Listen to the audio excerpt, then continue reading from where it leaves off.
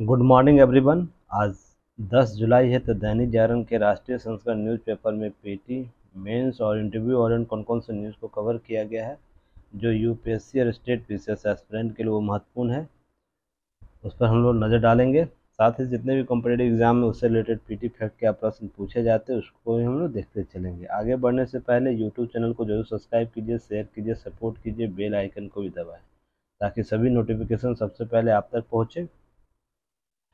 दैनिक जागरण जो answer writing program चलाया जाता है वो उसके प्रश्न आपको ग्रुप में शेयर कर दिया गया है, टेलीग्राम ग्रुप में, ऐप पर। तो आप लोग जरूर उससे संबंधित जो भी स्टूडेंट हैं देना चाहते हैं, दैनिक जागरण आंसर राइटिंग का प्रोग्राम में शामिल होना चाहते हैं, तो युक्ति है इसका ऐप डाउनलोड कर आप वहाँ पर संबंधित पैक जो है दैनिक जागरण न्यूज़पेपर एनालिसिस का, वहाँ पर आप लोग आंसर अपना शेयर कीजिएगा टाइम जो दिए गए निर्धारित समय पर।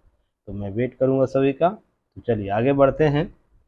तो देखिए बंगाल में हो क्या रहा है कि चुनाव हो रहा है, पंचायती लेवल का चुनाव हो रहा है, त्रिस्तरीय जो पंचायत है वहाँ पर आप लोगों को चुनाव कराया जा रहा है।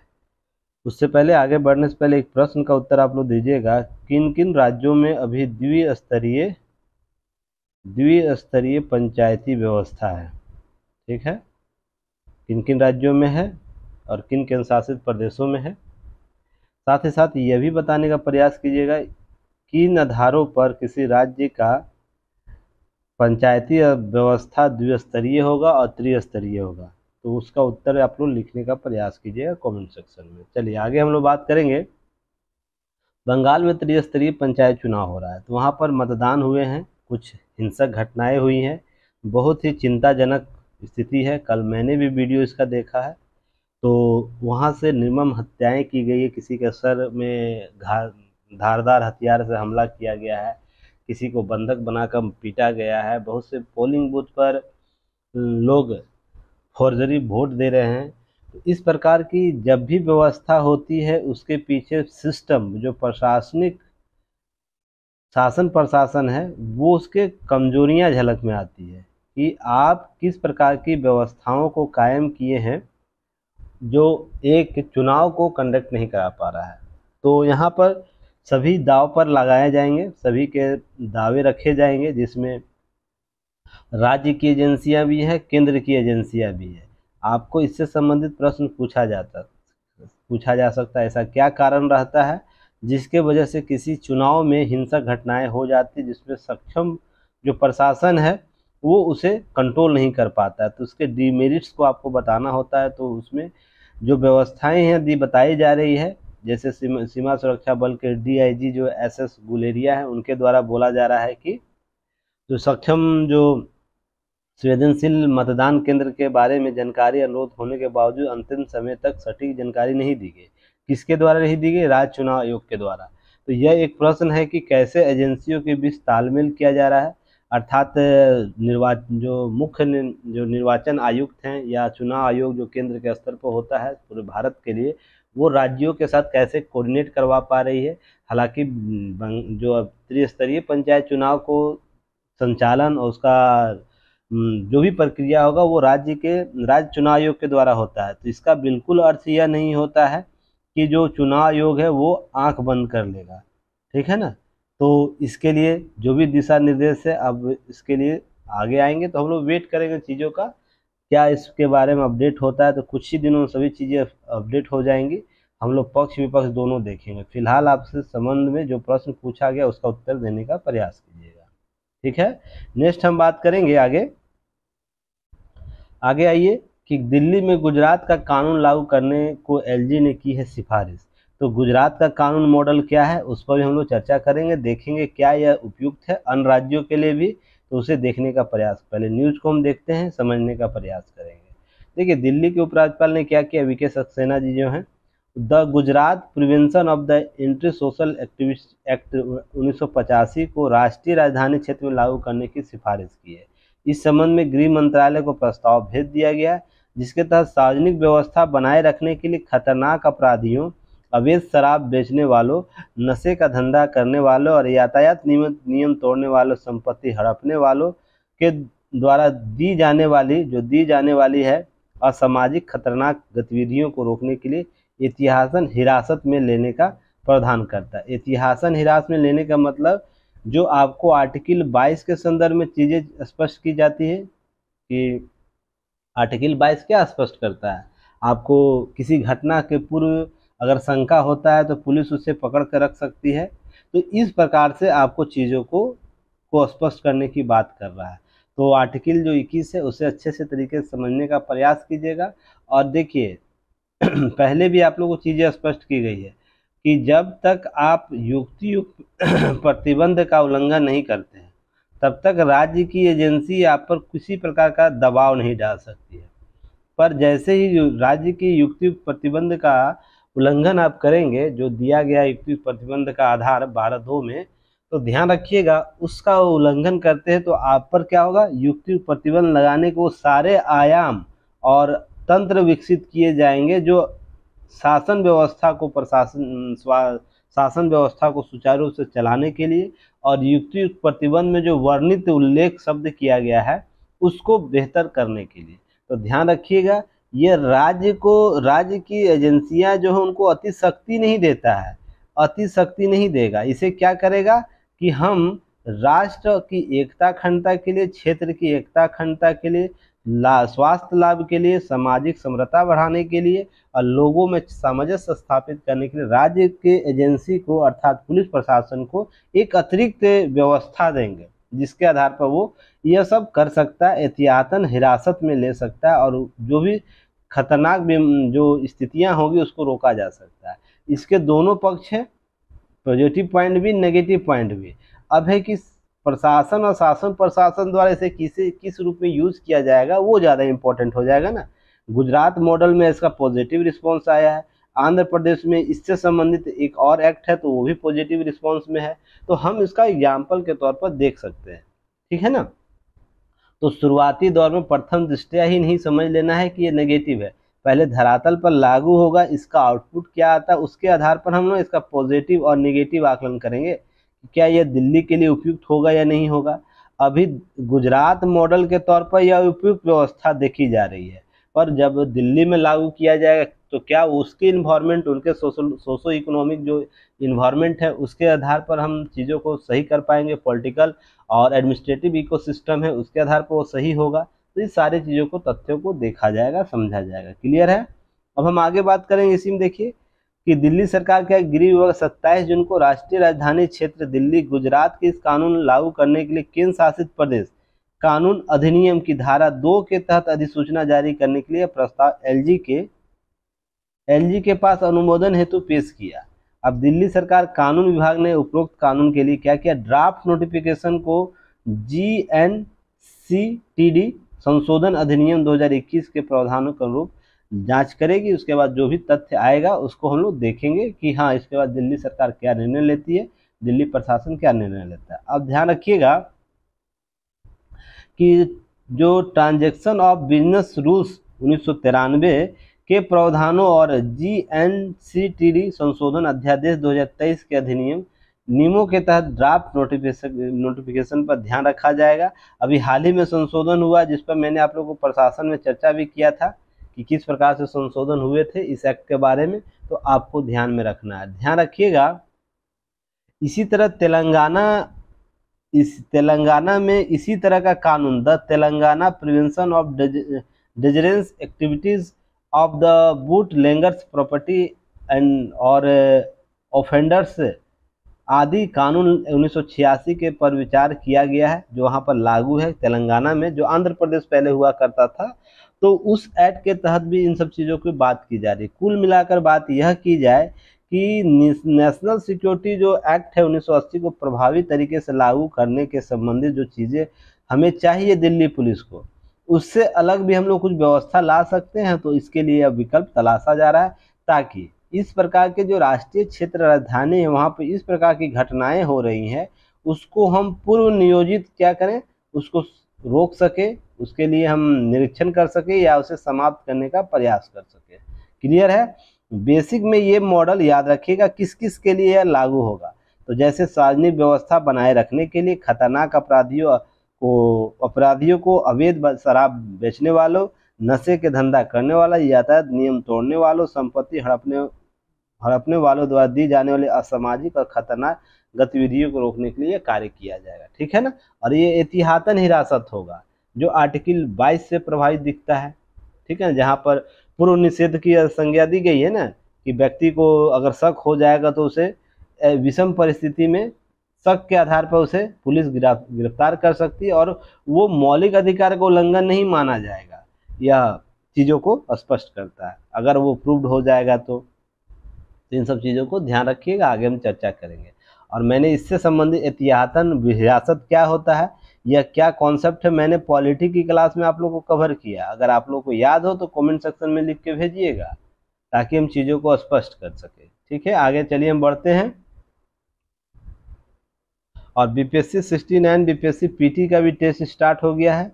मात्र 499 में आपको 250 टेस्ट अवेलेबल कराए गए। ध्यान रखिएगा, उसमें प्रीवियस ईयर के क्वेश्चन शामिल है, कुछ मॉडल 10 सेट का मॉडल सेट दिया गया है, जो पहले के भी मॉडल को लाया गया है। 30 सेट ऐसे हैं जो पूरी तरह न्यू पैटर्न जो बीपीएससी का है, 4 ऑप्शन वाला दिया गया है, उस पर आपको कवर किया गया नेगेटिव मार्किंग के साथ है। तो कुल 250 टेस्ट है। तो आप सब्जेक्टिव वाइज टेस्ट दिया गया है, करेंट अफेयर्स है, जीके है, तो सभी टेस्ट आप लगा सकते हैं 69 बीपीएससी के आंसर राइटिंग में, आपको ऑनलाइन टेस्ट में।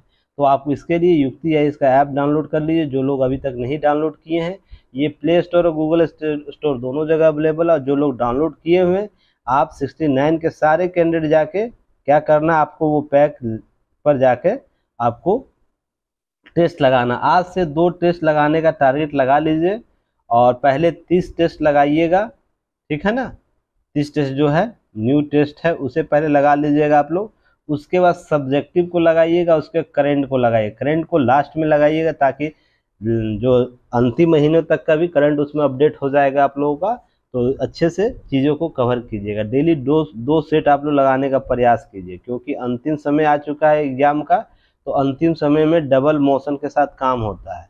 तो आप लोग प्रयास कीजिएगा, आज से भी अगर टेस्ट लगाना शुरू करते हैं तो उतना लाभ होगा आप लोगों को। चलिए आगे हम लोग बात करेंगे। आप लोग को बहुत व्यवस्था दी गई है, पर आप उसका लाभ लीजिएगा तो ना। सोच के देखिएगा, 250 टेस्ट अगर आपको 499 में मिल रहा है, तो इससे बेहतर क्या होगा, इससे सस्ता कुछ हो सकता है? आपका 1 रुपया चॉकलेट के दाम से भी चीज़ें नहीं मिल रही है ना। और भी बहुत सी चीज़ें हैं। 2 रुपया चॉकलेट का दाम आपको लिया जा रहा है यहाँ पर, तो चॉकलेट तो खिला ही सकते हैं हम लोग को 2 रुपया दाम के ऊपर। तो चलिए, क्योंकि इससे सिस्टम सही रहता है। चलिए आगे हम बात करेंगे। जनजाति समाज की प्रथाओं को, परंपराओं को समझे विधि आयोग कल्याण आश्रम के द्वारा बोला गया है। और यह जो जनजातीय समुदाय से जुड़ा हुआ संस्था एनजीओ है। ध्यान रखिएगा, जो आपको यूसीसी की बात हो रही है, जहाँ पर अल्पसंख्यकों के हितों की बात हो रही है केवल, है ना। और उसमें भी खासकर मुस्लिम अल्पसंख्यकों की बात हो रही, अन्य अल्पसंख्यकों की बात हो ही नहीं रही है। पर इसके साथ जनजातीय समुदाय भी साथ में है ना हमारे देश में, उनके भी अधिकार है, उनकी भी अपने अपने रीति रिवाज है, उनके भी कॉन्सेप्ट है।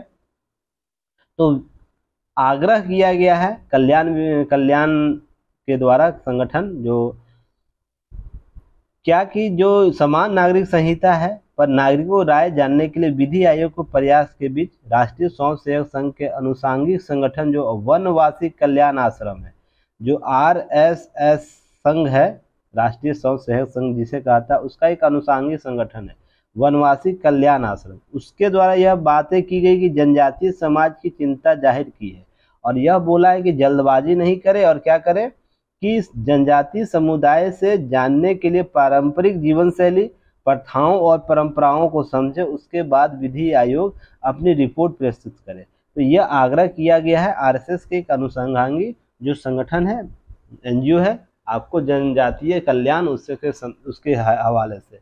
तो आपको यहाँ चीज़ें समझने की, जनजातीय समुदाय का क्या है प्रथा, जीवन शैली और परंपराओं की समझ क्या होती है उनमें। तो यह समझने की कोशिश कीजिएगा कि आप जब 1857 के विद्रोह के बाद जो पूर्ववर्ती जो जनजातीय विद्रोह हुए थे, और 1857 के युद्ध के बाद जो जनजातीय विद्रोह हुए, उसके जो मुद्दे रहे हैं जीवन शैली में परिवर्तन, प्रथाओं में, परंपराओं में, उस परंपराओं को थोड़ा सा की पॉइंट आप लोग कर लीजिएगा। तो चलिए कमेंट सेक्शन में आपको बताना है कि जनजातियों के जीवन शैली को किस रूप से देखा जाता है, प्रथाओं के जीवन शैली को कैसा देखा जाता है, परंपराओं को, जो कि पूरा जनजातीय विद्रोह का मुख्य केंद्र बिंदु रहा है, क्योंकि इन्हीं का उल्लंघन उनके द्वारा औपनिवेशिक शासन के द्वारा किया जा रहा था। तो ये बहुत बड़ी बात तो है ना, आप लोग इसे बता सकते हैं। बाकी चीज़ें हम लोग जब इससे विधि आयोग की रिपोर्ट प्रस्तुत की जाएगी, उसका ड्राफ्ट आएगा, उस पर हम लोग चर्चा करेंगे, ठीक है ना।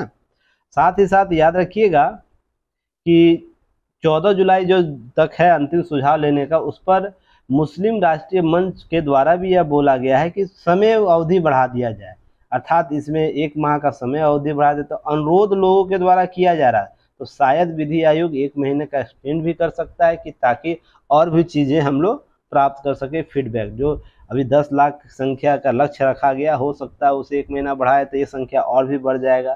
तो ये सब चीज़ें ध्यान में रखना है, बैकग्राउंड में रखना है। घटना अपडेट अभी यही हुआ है। और ध्यान रखिएगा, जनजातीय सुरक्षा मंच के द्वारा अनुच्छेद 13(3) का स्पष्ट उल्लेख किया कि जनजातीय समुदाय अपनी परंपरागत प्रथाओं का पालन करता रहेगा, इसलिए विधि आयोग इस पर विचार करना चाहिए। तो यह ध्यान रखिएगा कि विधि आयोग कैसे कोऑर्डिनेट या चेक एंड बैलेंस का थ्योरी लाएगा, यह बहुत देखने वाली बात हो जाएगी। तो वेट कीजिएगा, बहुत सी चीज़ें आप लोगों को सीखने को मिलेगा, ठीक है ना।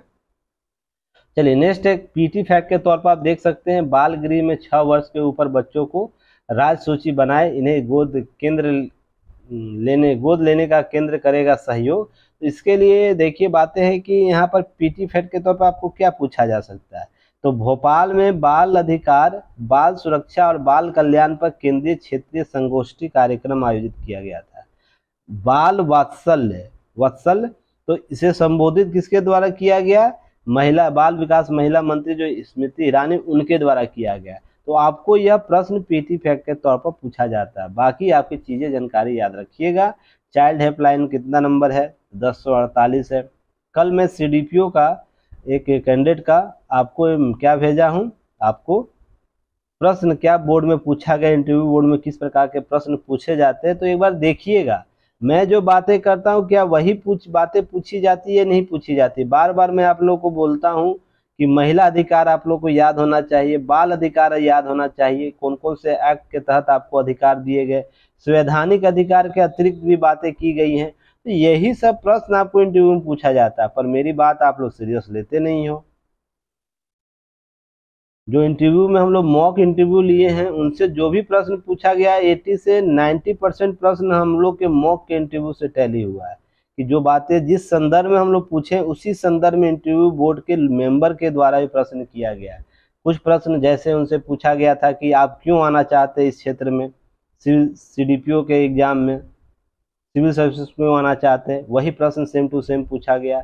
उसके बाद उनसे प्रश्न हम लोगों के द्वारा पूछा गया था कि बाल अधिकार क्या होता है, बाल संरक्षण क्या होता है, आयु क्या होता है, एक्ट के तहत बालकों का आयु क्या निर्धारित किया गया, इससे उनको प्रश्न किया गया। इसी तरह आप उनसे प्रश्न पूछा गया। तो जो देखिए होता है क्या है कि एक्सपीरियंस के तौर पर जो हम लोगों ने सीखा है वही चीज़ें आप लोग को एक्सप्लेन करके हम लोग देते हैं। बस अंतर यह है कि बड़े बड़े प्लेटफॉर्म के चक्कर में आप लोग फंस जाते हैं। आप देखिएगा, जाके प्रश्न पूछिए, जब उनका इंटरव्यू फाइनल हो जाएगा, लिस्ट में फाइनल आए, जब उनका आप लोग सामने प्रोड्यूस करूंगा, तो देखिए उनसे पूछिएगा क्या क्या प्रश्न उनसे पूछा गया था। तो ये सब चीज़ें ऐसा है ना। और रेफरेंस के तौर पर आए थे, जो लास्ट हमारे यहाँ से निकले थे स्टूडेंट शिवम जी, उनके द्वारा रेफरेंस दिया गया था। तो आप लोग ही हमारी संपदा है, ठीक है ना। रेफरेंस के तौर पर जो लोग आते हैं, तो आप लोग बेहतर तरीके से तैयारी कीजिए, रिजल्ट जरूर होगा। कंफ्यूज नहीं रहना, बस प्रैक्टिस करते रहिए। जैसे आप लोगों को मैं बार बार बोलता हूँ क्या कि पीटी का डेली एक टेस्ट लगाइए, आदत बना लीजिए इसे, एक टेस्ट लगाना ही लगाना है। बाकी कहानियाँ कुछ नहीं करनी, 365 दिन केवल पढ़िए, कोई इश्कबाजी नहीं, कोई लड़कीबाजी नहीं, कोई लड़काबाजी नहीं करना है, ठीक है ना। 365 दिन केवल स्टडी कीजिए, फोकस रहिए, कोई सामाजिक दायित्व नहीं, कोई सामाजिक अतिरिक्त कार्य नहीं करना है। 365 दिन घर से परमिशन लीजिए, मुझे 365 दिन काम करना है, पढ़ाई करना है। आप सफल नहीं होते तो फिर मुझे बोलिएगा। पर आप लोग क्या होते हैं, 10 दिन पढ़ते हैं, उसके बाद सामाजिक दायित्व में किसी के शादी समारोह में जाते हैं, किसी के बर्थडे पार्टी में जाते हैं। कल मेरा बर्थडे था, तो क्या मैंने कल क्लास नहीं लिया, बताइए तो। अनअकैडमी पर क्लासेज मैंने लिया, और भी जगह क्लास लिया हूँ। कल प्रोग्राम मैंने सारे सेटअप किए हैं, कल टेस्ट मैंने क्रिएट करके आपको ऐप पर अवेलेबल कराया। तो मैंने छुट्टी लिया, जबकि मुझे क्या चाहिए, मुझे अब चाहिए सिलेक्शन चाहिए नहीं। फिर भी जब मैं काम कर रहा हूँ तो आप लोग को तो सिलेक्शन लेना, तो सोचिए आप लोग को क्या करना होगा। क्योंकि मुझे पता है मैं 365 दिन अभी काम कर रहा हूँ, तो आने वाले कुछ ही समय के सालों के बाद मैं आराम से किसी सामाजिक फंक्शन में बिना रोक टोक के जा सकता हूँ, किसी दबाव के बिना जा सकता हूँ। तो इसलिए अभी 365 दिन में लगातार मेहनत कर रहा हूँ। तो आपको भी यही थ्योरी अपनानी होगी। जो व्यक्ति, जो स्टूडेंट 365 दिन लगातार काम करेगा, विश्वास मानिए कि उसके सिलेक्शन का दर आज जो भी होगा उसके गुना हो जाएगा। जो भी स्टोर में उसमें 10 गुना कर दीजिए आप। अगर आपका 10% है तो 100 गुना आपका हो जाएगा चांसेस, एकदम 10 से गुना कर दीजिए आपका स्टोरेज। तो बस है कि आप करेंगे तब। तो बहुत से लोग क्या करते हैं, एक दिन जवाब देंगे, दूसरा दिन भूल जाएंगे। एक दिन आंसर राइटिंग करेंगे तो दूसरा दिन आंसर राइटिंग नहीं करेंगे। पर सभी का सपना यूपीएससी और पीसीएस सिलेक्शन करने का। तो ध्यान रखिएगा, ये सब बातें क्यों मैं बोलता हूँ, रीजन उसके पीछे है कि देखिए मैं किसी को टारगेट नहीं कर रहा हूँ, ठीक ना। बस ध्यान यह रखना है कि सिलेक्शन है, ईमानदारी के साथ मैं काम कर रहा हूँ, ईमानदारी के साथ आप भी काम कीजिए। दोनों जब ईमानदारी से काम कीजिए तो बेस्ट रिजल्ट होगा, ओरिजिनल रिजल्ट होगा। कोई फर्जरी वाला नहीं यहाँ होगा कि इंटरव्यू बोर्ड में बुला के मैं लोगों को बैठा दिया, 100 लोगों को, और बोल दिया कि युक्ति है, इससे 100 लोगों ने क्रैक किया है, पर उसका इतिहास क्या है। क्योंकि मैं अंतर्ग्लानि महसूस करता हूँ इन सब मुद्दों पर। मैं आप लोगों को पहले ही बताया, मैं एथिक्स को पढ़ा नहीं हुआ किताबों में, उसको जीता हूँ, ठीक है ना। कल मेरा बर्थडे था, मैंने अपना शरीर दान किया हूँ। इससे पहले मैं सारे अंग दान कर चुका हूँ। तो अब इसके ज़्यादा मैं पहचान क्या दूंगा अपने एथिक्स मोरालिटी का। मेरे शरीर मरने के बाद मेरे शरीर को किसी मेडिकल कॉलेज में रखा जाएगा, किस लिए कि परीक्षण कर सकेंगे डॉक्टर, उससे बेहतर शिक्षा प्राप्त कर सकेंगे, जो साइलेंट टीचर के रूप में होता है। तो अब मैं एथिक्स मोरालिटी का पहचान इससे ज़्यादा नहीं दे सकता हूँ। तो इसलिए मैं बोलता हूँ आप लोग मेहनत कीजिए, आपका सिलेक्शन होगा। बस उस आधार पर आपको मेहनत करना होगा, उस तथ्य के साथ आपको मेहनत करना होगा। नहीं तो बेवजह समय बर्बाद करिएगा, अपना भी और जो आपसे लोग जुड़े हुए हैं उससे भी। देखिए एक घटना है, इसे आप लोग को सीखना चाहिए। क्यों सीखना चाहिए? कि मानव जीवन केवल है ना नौकरी लेने के लिए नहीं है, आपके सुख सुविधाओं को पूर्ति करने के लिए नहीं है, सोशल मीडिया पर पोस्ट डालने के लिए नहीं है, ठीक है ना, या अन्य जो विकल्प अभी देख रहे हैं मानव के रूप में, वही केवल नहीं है। इस पृथ्वी को, इस समाज को कितना बेहतर आप कर सकते हैं अपने अपनी क्षमता के आधार पर, वो मानव जीवन उसके लिए एग्जाम्पल सेट करता है। तो जर्मनी का एक युवक है, देगी सीधी की एक बेटी को बोन मेरो। तो ध्यान रखिएगा, कुछ चीज़ों को समझने का प्रयास कीजिए। मध्य प्रदेश के सीधी जिला है, उसके थैलीसीमिया से पीड़ित 10 वर्षीय बच्चे को जर्मनी का एक युवक बोन मेरो दान करेगा। और बोन मेरो क्या, अभी मैं आगे चर्चा करूंगा ट्रांसप्लांट क्या है। तो बच्चों के पास, जो बच्चों का परिवार, उसके पास ट्रांसप्लांट महंगे ऑपरेशन के लिए रुपये नहीं है। तो उसने क्या किया, 25 जून को प्रदेश भर में आर्थिक यात्रा पर निकला और पैदल यात्रा का करीब 14 लाख जमा किया, और जबकि उसे 50 से 60 लाख चाहिए इस ऑपरेशन के लिए। डॉक्टरों ने बताया कि अस्थायी उपचार ही इसका बोन मेरो ट्रांसप्लांट ही बताया, जो थैलीसीमिया से संबंधित है। क्वेश्चन आप लोग बताइएगा, थैलीसीमिया बीमारी क्या होता है, किसके कमी से कारण होता है, ये क्या यह आनुवांशिक बीमारी है? तो ये भी आप लोग बताने का प्रयास कीजिएगा। चलिए नेक्स्ट हम बात करेंगे इसमें क्रिश्चियन मेडिकल कॉलेज जो वेलोर है। ध्यान रखिएगा ट्रांसप्लांट होना है तो यहाँ पर कुछ चीज़ों को ध्यान रखिएगा। देश विदेश में तलाश के बाद, क्योंकि घर के किसी रिश्तेदार को बोन मेरो नहीं मिला, तो एक देश विदेश में ट्रांसप्लांट के लिए हेमोटोलॉजी डिपार्टमेंट में जर्मनी का एक डोनर मिला, जिसमें बोन मेरो मैच हुआ और वो देने को तैयार है। अर्थात जिस अस्पताल में बोन मेरो ट्रांसप्लांट होता है उसके पास दुनिया भर के दानकर्ताओं की एक सूची रहती है और ज़रूरत पड़ने पर दान देता है। जैसे मैंने अपना अंग दान किया है, तो नोटा है ना, उसके पास मेरा डाटा होगा। तो जिसके मेरे मरने के बाद मेरे अंग का जिन जिन अंगों का मैंने डोनेशन किया, आवश्यकता अनुसार उन लोगों तक पहुंचेगा। ठीक है। इसके बाद जो शरीर में बचा हुआ अंग होगा, वो क्या होगा, देह दान करने के बाद किसी मेडिकल कॉलेज में जाएगा, जहाँ पर डॉक्टर क्या करेंगे, सीखेंगे, परीक्षण करेंगे, अपना चीर फाड़ करके जो चीज़ें सीखते हैं, ताकि अन्य लोगों के जान बचाने के लिए वो परीक्षण मेरे बॉडी पर कर सके। और यह ध्यान रखिएगा, बहुत कम रेयर लोगों के द्वारा दिया जाता है। इसके लिए सरकारी गजट में निकाला जाता है कि कोई व्यक्ति दान करे, ठीक ना, शरीर को, क्योंकि हम किसी वैसे लाश को नहीं रख सकते हैं जो अवैध रूप से हमें मिला है। हम उसी को परीक्षण के तौर पर डॉक्टर को दे सकते हैं, जो क्या है, जो दान करने वाला होगा। तो ध्यान रखिएगा। तो ऐसी लिस्ट उनके पास होगी, तो मेरे मरने के बाद क्या होगा, इनके द्वारा यही उपयोग किया जाएगा। तो ध्यान रखिएगा, विश्व को आप कितना बेहतर बना सकते हैं ये आप पर डिपेंड करता है। अब सोच के देखिएगा, जर्मनी का जो व्यक्ति है वो अपने देश में डोनेट किया है बोन मेरो, अब भारत में उसका उपयोग होगा। सोच के देखिए कितने सरहदों के पार करके उसका बोन मेरो हमारे देश के किसी बच्ची को मिलेगा। अगर ये व्यक्ति अपने कर्तव्य के प्रति जवाबदेह नहीं होता, या उसे यह एहसास नहीं होता मेरे शरीर का क्या बेहतर उपयोग होगा, तो वो क्या इस बच्ची का कभी लाभ दे सकता है? बिल्कुल नहीं दे पाएगा। तो ये चीज़ आपको समझनी होगी, सीखनी होगी कि केवल नौकरी पा लेना ही, बड़े बिजनेसमैन बन जाना ही केवल जीवन का सार नहीं है। जीवन का सार कुछ अन्य भी हो सकते हैं। ठीक है ना। तो अब हम बात करेंगे यह बोन मेरो है क्या, उसके संदर्भ में चर्चा करेंगे। तो बोन मेरो ट्रांसप्लांट क्या होता है, जिसे BMT बोला जाता है। स्टेम सेल ट्रांसप्लांट एक प्रक्रिया है जिसमें रोगग्रस्त या क्षतिग्रस्त बोन मेरो के स्थान पर एक स्वस्थ रक्त उत्पादक बोन मेरो को प्रतिस्थापित किया जाए। जो रक्त उत्पादक तंत्र होता है बोन मेरो, उस वहाँ पर प्रतिस्थापित किया जाएगा। इसमें दो प्रकार के, ऑटोलोगस ट्रांसप्लांट और दूसरा एलोजेनिक ट्रांसप्लांट के रूप में जाना जाता है। जो रीढ़ की हड्डी आपकी है उसमें बोन मेरो होता है, वहीं से खून का जो सृजन किया जाता है वो सब ट्रांसप्लांट के तौर पर, उत्तक के तौर पर, उसे ध्यान रखिएगा। अब बोन मेरो ट्रांसप्लांट होगा। ऑटोलोजस ट्रांसप्लांट, जिसे बोन मेरो ट्रांसप्लांट किया जाता है, उसके शरीर के रक्त कणिकाओं को लेकर प्रत्यारोपित किया जाता है, जहां से बोन मेरो से रक्त कणिकाएं डेवलप होती है।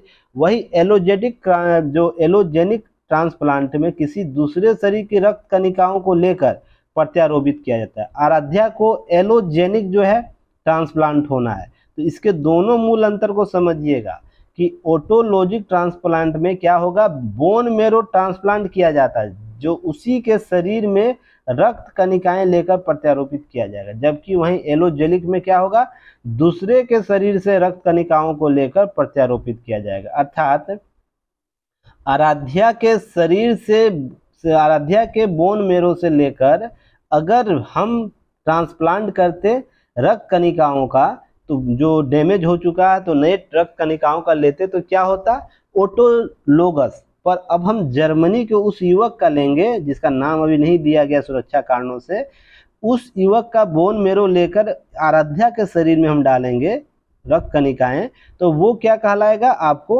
आपको कहलाएगा एलोजेनिक ट्रांसप्लांट। तो अंतर समझ गए? आपसे कभी पूछे तो इसे समझने का प्रयास करिएगा। अब बोन मेरो हमारे शरीर के लिए क्यों इम्पोर्टेंट है, इसके क्वेश्चन का आंसर दीजिएगा। यह कहाँ निर्मित होता है, बोन मेरो में जो रक्त कणिकाएं हैं कहाँ निर्मित होता है, बोन मेरो कहाँ होता है शरीर में, ये भी मुझे बताइएगा। चलिए नेक्स्ट बात करेंगे। देखिए बहुत सी चीजें हैं। अब क्या करना है आपको, आपका डाटा आपका अधिकार, इसमें आज बहुत अच्छा आर्टिकल आप लोग को दिया गया है। इसको जहाँ जहाँ अंडरलाइन किया गया उसको लाइन बाय लाइन आप लोग को क्या करना है, की नोट्स बना लेना अपना। यही सब बातें आगे आने वाले समय में की जाएगी। तो पहले यात्रा देख लीजिए। 2017 में पुट्टू स्वामी मामला सुप्रीम कोर्ट में निजता को मौलिक अधिकार बताया, तभी से डिजिटल दुनिया में सुरक्षा को लेकर प्रश्न उठे। मैंने आपको पुट्टू स्वामी मामला पॉलिटी की क्लास में कवर किया हूँ, क्या मामला था क्या नहीं था, ठीक है ना।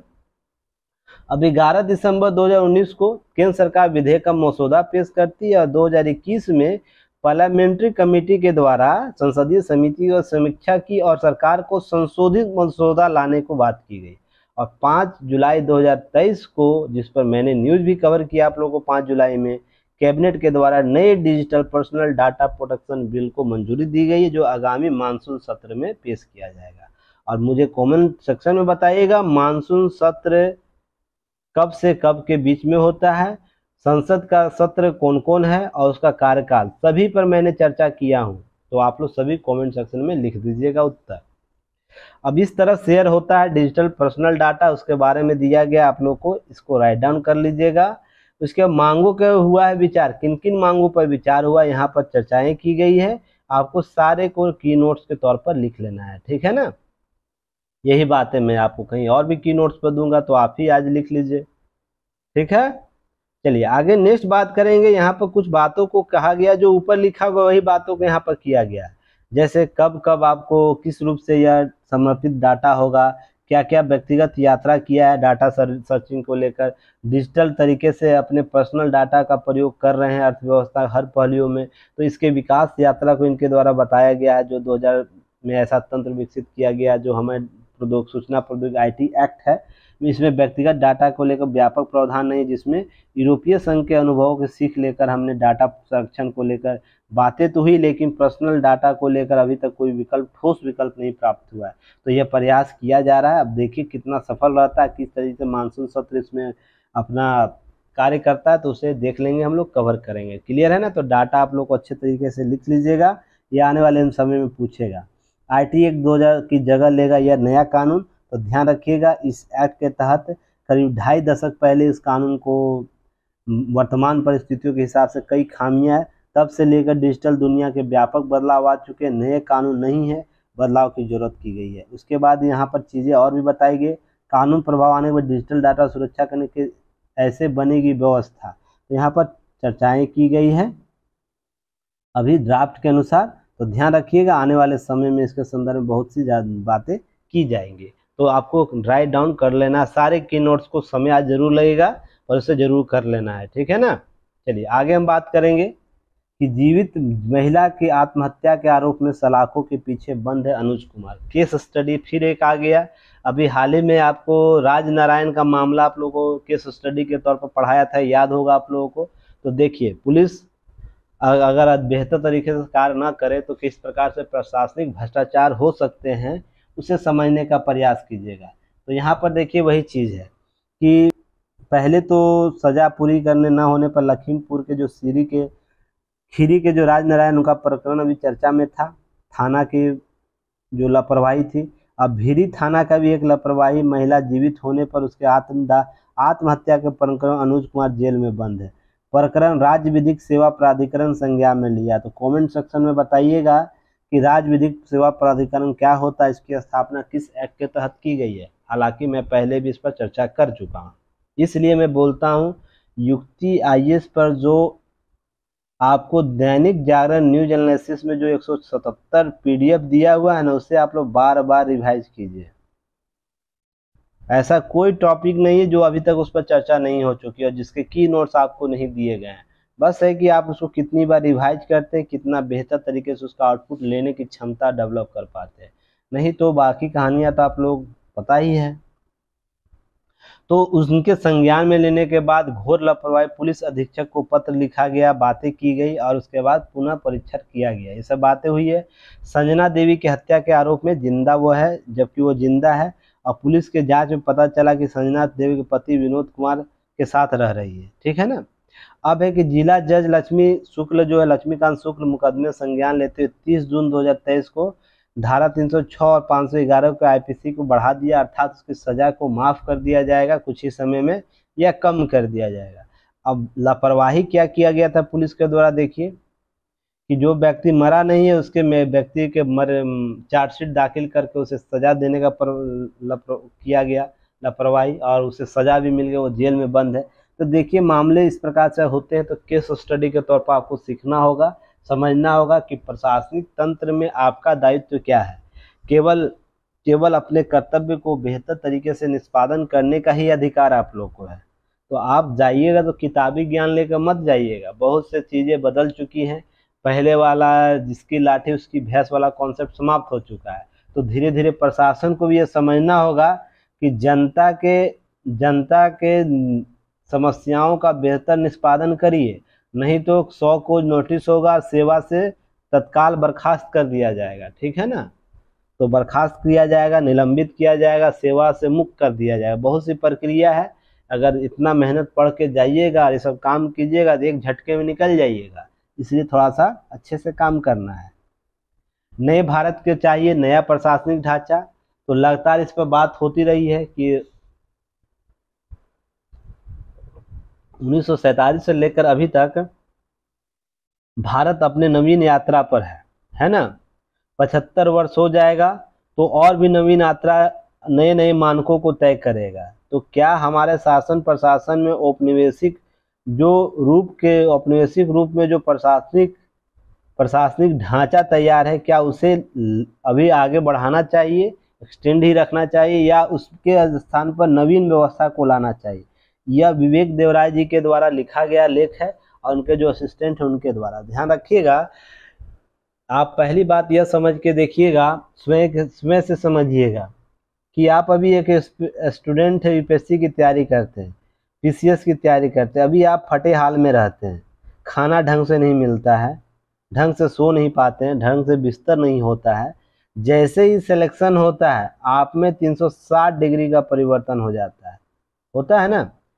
यूपीएससी में, पीसीएस में आपको वो सुख सुविधा दिया जाता है जो एक अफसर को औपनिवेशिक शासन के दौरान दिया जाता रहा था।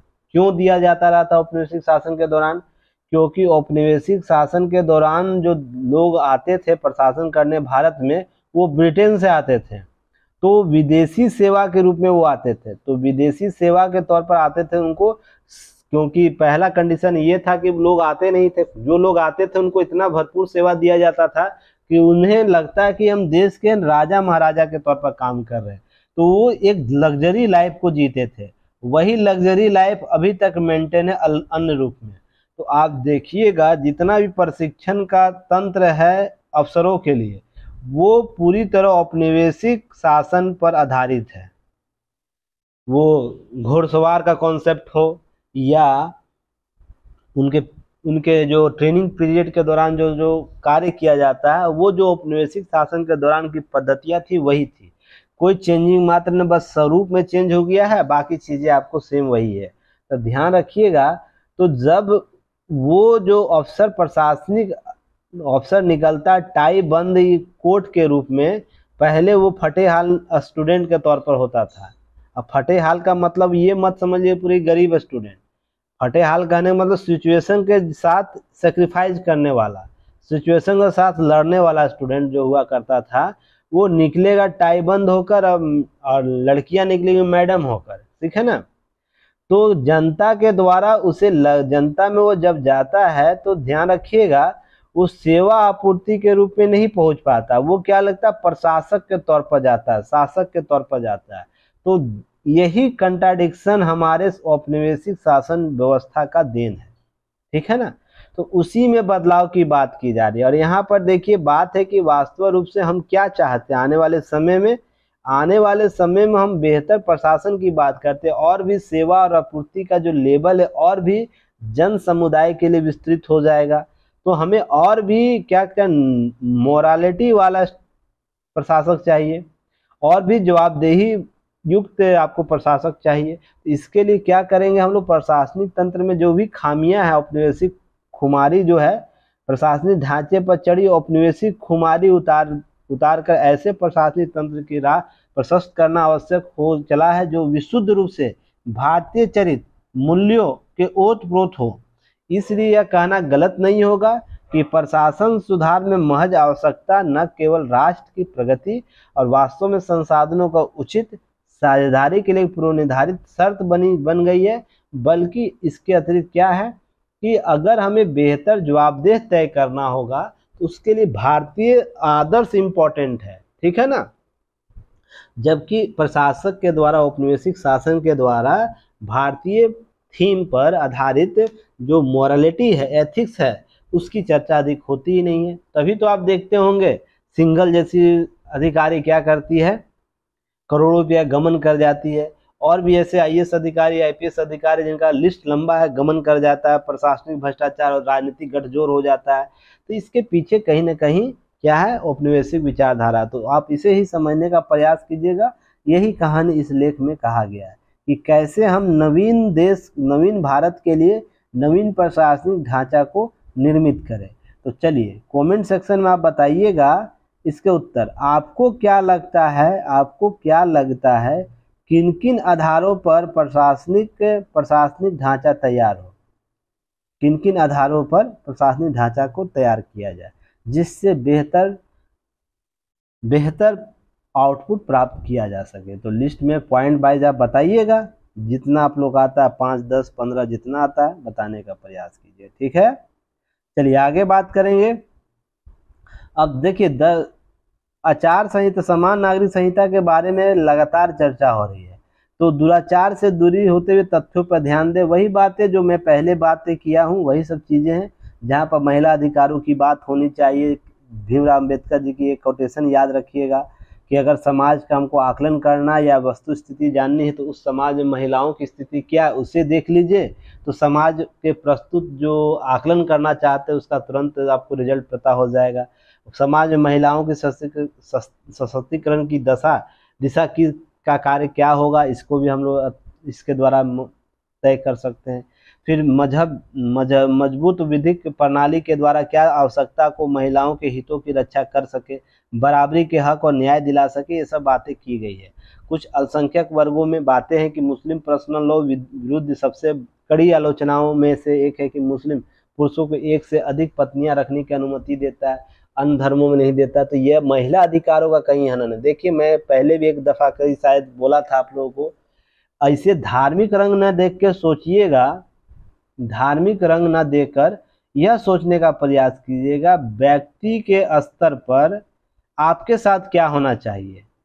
क्या आप अपने अधिकारों का हनन उन आधारों पर कर सकते हैं जो कभी हुआ करता था समाज में, कबीलाई समाज में, उस प्रवृत्ति का। आप 21वीं सदी में जी रहे हैं, आने वाले समय में 22वीं सदी होगी, तो क्या आप उन आधारों को लेकर चलिएगा या मानव प्रवृत्ति कर्तव्य को लेकर चलिएगा।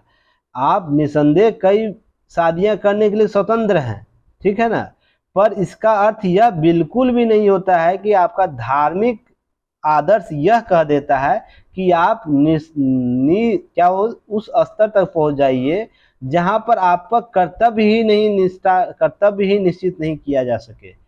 कह दिया गया, इसका मतलब यह बिल्कुल तो नहीं है कि सभी व्यक्ति बहु विवाह करना शुरू कर दे। इससे क्या होगा, समाज के प्रति जो दायित्व है वो कैसे तय होगा। इसलिए कुछ बातें संविधान में नहीं कही जाती है फिर भी हमारे शासन प्रशासन में लागू होता है ना, वैसे धार्मिक ग्रंथों में, धार्मिक उपदेशों में भी बहुत सी बातें नहीं कही जाती है, पर उसका आदर्श, उसका पालन हमारे द्वारा किया जाना चाहिए, ठीक ना। यह जरूरी नहीं है कि उसे राज्य के एजेंसियों के द्वारा ही लागू किया जाए। मैं शुरू से ही बोलता हूँ ना कि जब स्वयं कुछ भी सुधार हो किसी भी धर्म पंथ में, हिंदू, मुस्लिम, सिख, ईसाई, पारसी, किसी में भी अगर सुधार की कल्पना की जा रही है, बात की जा रही है, वो उनके लोगों के द्वारा ही किया जाना चाहिए ताकि उसका बेहतर रिजल्ट प्राप्त हो। नहीं तो राज्य की एजेंसियां करेगी तो राज्य क्या करेगी, अपने बातों को वहां रखना चाहेगी ना, जिससे आपके मौलिक अधिकार, आपके धार्मिक अधिकार, आपके अन्य अधिकार भी शायद आपको प्रभावित कर सकेगा। तो यहाँ पर यह समझना होगा, मुस्लिम समुदाय, अल्पसंख्यक समुदाय, जो भी अन्य वर्ग हैं, जनजातीय समुदाय को यह समझना होगा कि आवश्यकता क्या है, देश को आवश्यकता क्या है, उस आवश्यकता के पूर्ति में आपका कर्तव्य क्या है। जिस दिन यह समझ जाएगा समुदाय के सभी लोग, इस देश के सभी लोग, तो इस प्रकार के विवाद में आप पड़ेंगे ही नहीं कि क्या है नहीं है। राज्य आपके उन मौलिक संदर्भों को कभी खतरा नहीं पहुंचाएगा जो आपके जीवन से जुड़ा हुआ है। ध्यान रखिएगा, 2021 को किसी भी सूरत में समाप्त नहीं किया जा सकता है, ठीक है ना। अगर आपके देश में परमाणु बम भी गिर जाएगा ना, तो भी इस 2021 को समाप्त करने की मंशा संसद द्वारा पेश नहीं की जा सकती है। अब मैं इससे ज्यादा क्या बोल दूं। तो यहाँ पर 20-21 के अधिकारों में आपके इस धार्मिक संदर्भ को भी समझा जाता है। कई आपको डिसीजन में आया, सुप्रीम कोर्ट के डिसीजन में आया है, जीवन के अधिकार सर्वांगीण विकास से जुड़ा हुआ है ना, तो सर्वांगीण विकास में आपका वो भी धार्मिक विचार भी आता है। तो ध्यान रखिएगा, पर कर्तव्य इसके साथ आपसे जुड़ा हुआ। मौलिक अधिकारों की केवल बात नहीं होनी चाहिए, बात होनी चाहिए इस सीमा में हम कैसे बेहतर सशक्त राष्ट्र का निर्माण कर सके। अगर इस चीज को समझ गए तो ये विवाद ऑटोमेटिक समाप्त हो जाएगा। तो मैं कोशिश करूंगा आप लोग ये सब चीजें समझ रहे होंगे, और एक महिला के तौर पर आप क्या समझते हैं स्वयं आपको पता है। यह किसी के दबाव में आने की जरूरत नहीं है, आपको स्वयं ये पता होना चाहिए कि आने वाली 21वीं सदी, जो 21वीं सदी है, जो 22वीं सदी में जब हम कदम रखेंगे, हमारे पास कौन से अधिकार होने चाहिए, एक महिला के तौर पर, एक बालक के तौर पर, या एक अन्य धार्मिक आधार पर। क्योंकि देखिए, ध्यान यह रखना है कि समाज तभी निर्माण हो सकता है, उसमें नागरिक संहिता, जब इस वर्ग के लोगों के द्वारा सहमति मिलेगी। अभी हाल ही में एक विवाद हुआ था ना, लिव इन रिलेशनशिप का, और मेल टू मेल और फीमेल टू फीमेल शादी की बात हुई थी, कोर्ट में गया था। तो मैंने उस दिन क्या बताया था, कानून कितना भी पास कर दिया जाए, जब तक समाज इसे स्वीकृति नहीं देगा तब तक यह कानून एक्सटेंड ही नहीं कर पाएगा, हमारे सोसाइटी में वो लागू नहीं हो पाएगा। तो ध्यान रखिएगा, उससे कहीं ज़्यादा आपके कर्तव्य इम्पोर्टेंट है। तो मैं इसी बात पर बार बार बोलता हूँ, तो आप लोग सब चीज़ों को ध्यान रखिएगा। बाकी कहानी आप लोग पहले से पता है, ठीक है ना। तो चलिए फिर हम लोग कल मिलते हैं एक नए न्यूज एनालिसिस के साथ। आज इतना ही, फिर ध्यान रखिएगा आंसर राइटिंग प्रोग्राम स्टार्ट है, और आज का जो आंसर राइटिंग बीपीएससी का आता है वो कल एक्सटेंड किया जाता है। जो सोमवार वाला वो मंडे जो होता है वो आपको ट्यूसडे को होता है।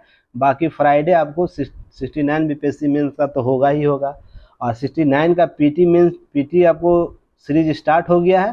तो ऐप पर जाकर आप लोग देख सकते हैं, युक्ति है इसके ऐप पर, और दैनिक जागरण न्यूज़पेपर एनालिसिस का आप लोग आंसर भेज दीजिएगा। धन्यवाद, जय हिंद।